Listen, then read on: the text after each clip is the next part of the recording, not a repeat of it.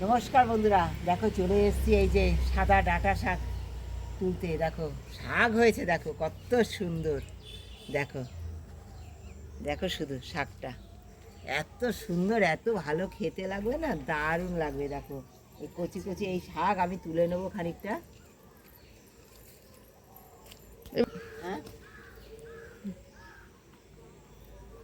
এই কচি কচি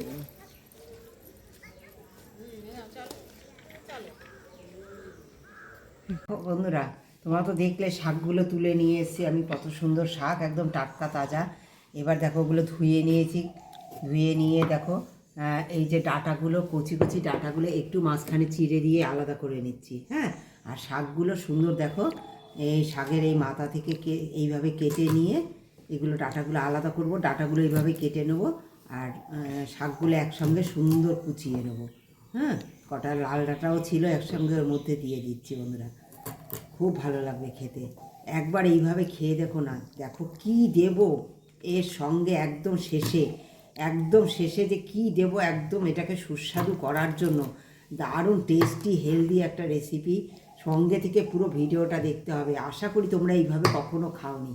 এই ডাঁটাগুলো আমি ঠিক এরকমভাবে সব সুন্দর করে আলাদা করে বেছে নেব। আর এই শাকগুলো দেখো সুন্দর মিহি করে কুচিয়ে নেব আমি।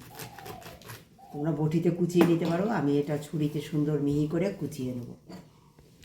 দেখো বন্ধুরা, তেল সুন্দর গরম হয়ে গেছে, তেল দিয়ে দিয়েছি কড়াইতে, দিয়ে দেবো পাঁচফোড়ন। আর এই অবস্থায় একদম সিম করে দেবো আঁচটা। হ্যাঁ, দিয়ে দেবো গোটা শুকনো লঙ্কা, দুটো তিনটে দিয়ে দিলাম। তোমাদের যেমন খুশি ঝালটা তোমরা দিতে পারো অবশ্যই।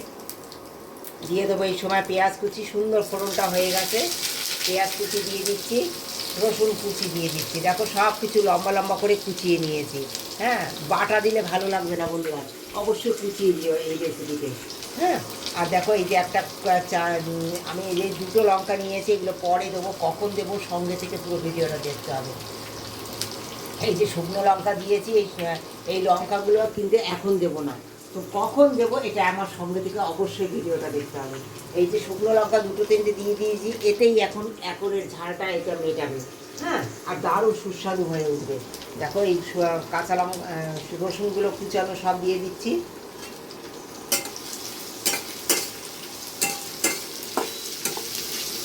এই অবস্থায় লবণটা দিয়ে দেবো বন্ধুরা, পরিমাণ মতো লবণটা দিয়ে দেবো, পেঁয়াজটা তাড়াতাড়ি নরম হওয়ার জন্য।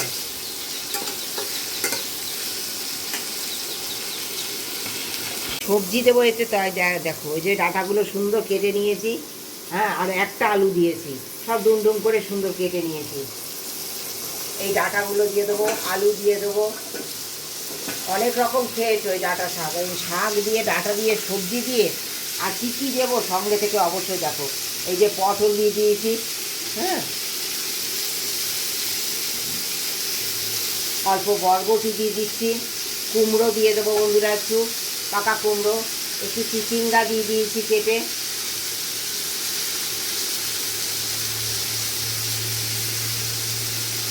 দিয়ে দেবো বেগুন, বেগুনটা তোমাদের ইচ্ছে মতো তোমরা দিতে পারো, যতটা খুশি সবজি তোমাদের ইচ্ছে মতো তোমরা সবজিটা ব্যবহার করতে পারো। হ্যাঁ, যে যেরকম সবজি খেতে ভালোবাসো সেই পরিমাণ সবজিটা দিয়ে দেবে। পরিমাণ মতো হলুদ, কোনো মশলা পড়বে না বন্ধুরা।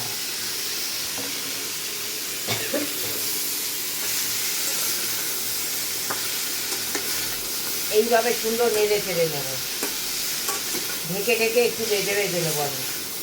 সঙ্গে তো নেড়ে চেড়ে নিলাম সব সবজি দিয়ে। এইবার দেখো ধুয়ে রেখেছি যে শাকগুলো, সেই শাকগুলো দিয়ে দেবো। একটু ফটো তুলছি।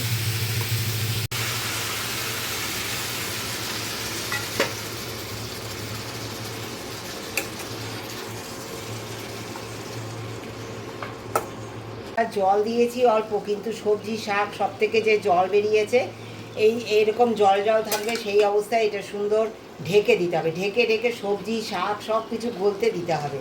হ্যাঁ, এইগুলো 2 মিনিটের জন্য আমি সব ঢেকে দেবো, শাক সবজি সব ঢেকে জাল দিতে দেবো। জাল দেবো আমি ঢেকে সুন্দর, ওগুলো সিদ্ধ হওয়ার জন্য। আমি একটু মটর ডাল রাতে ভিজিয়ে রেখেছিলাম, আর সেটা সিদ্ধ করে নিয়েছি গোটা গোটা। এই যে মটর ডাল, এই মটর ডালটা দিয়ে দেবো। জাস্ট অসাধারণ লাগবে। এই যে দিয়ে দেবো ডালের উপরে এই যে গন্ধরাজ লেবুর রস, একবার এইভাবে খেয়ে দেখো। দিয়ে দেবো দেখো একটু চিনি, আর এই যে গন্ধরাজ পাতা, দিয়ে দেবো কাঁচা লঙ্কা, সব দিয়ে নেড়ে চেড়ে নেবো। পাতাটা একটু পরেই আমি 1 মিনিটের মধ্যে ফেলে দেবো, গন্ধটা হয়ে গেলে। একবার এইভাবে খেয়ে দেখো। এই ঘন্টের রেসিপি, এই যে সাদা ডাঁটার নোটে শাক, এইভাবে রান্না করে একবার খেয়ে দেখো, জাস্ট একেবারে অসাধারণ লাগে রেসিপিটা। যদি না খেয়ে থাকো একবার তোমরা খেয়েও, তোমাদের সবাইকে অনুরোধ করলাম। কেমন লেগেছে রেসিপিটা এটা কমেন্ট দিয়ে জানিও। ভালোবাসা দিয়ে যারা পুরো ভিডিওটা আমার দেখেছো তারা নিশ্চয়ই বুঝতে পেরেছো যে কতটা সুস্বাদু হয়ে উঠেছে। এত সুস্বাদু হবে না, একবার এইভাবে শাক রান্না করে খেয়ে দেখো। একটু চিনি দিতে হবে, যেহেতু লেবুর রস দিয়েছি তাই একটু চিনি দিতেই লাগবে। আর এই দেখো লেবুর পাতাটা আমি এখন সরিয়ে দেবো, গরমটা কেটে গেছে, গন্ধটা হয়ে গেছে। পাতাটা ফেলে দিতে হবে, না তো তিতো হয়ে যাবে। জাস্ট অসাধারণ লাগে। আর এই যে মুখে বাঁধবে গোটা গোটা মটর ডালগুলো, দারুণ লাগবে খেতে। আর এই যে কাঁচা লঙ্কার গন্ধ, সব মিলিয়ে দারুণ লাগে, দারুণ। এই জন্য আমি কাঁচা লঙ্কাটা আগে দিইনি, পরে দিয়েছি। ওই লেবুর রসের সঙ্গে কাঁচা, এই যে পাতার সঙ্গে কাঁচা লঙ্কা, স্বাদটা অসাধারণ হয়ে যায় শাকের। কেমন লেগেছে রেসিপিটা একটা কমেন্ট দিয়ে জানিও, অবশ্যই জানিও। এই যে ডালগুলো দেখো সব গোটা গোটা রয়েছে, অথচ দেখো সব সিদ্ধ হয়ে গেছে না। এইটা মুখে বাঁধবে না, দারুণ লাগবে। মটর ডাল দিয়ে এইভাবে করে, তোমরা ছোলার ডালও করতে পারো ওরকম। এটা দারুণ একটা স্বাদ হয়। মানে ঘন্টের মধ্যে এরকম একটু গোটা গোটা ডাল থাকবে, মুখে বাঁধবে। তোমরা বড়ি দিয়ে পারলে বড়ি দিয়ে করো। হ্যাঁ, আমি এরকম এই মটর ডালটা দিয়ে করেছি, যা সেটা মুখে বাঁধবে, দারুণ লাগবে খেতে।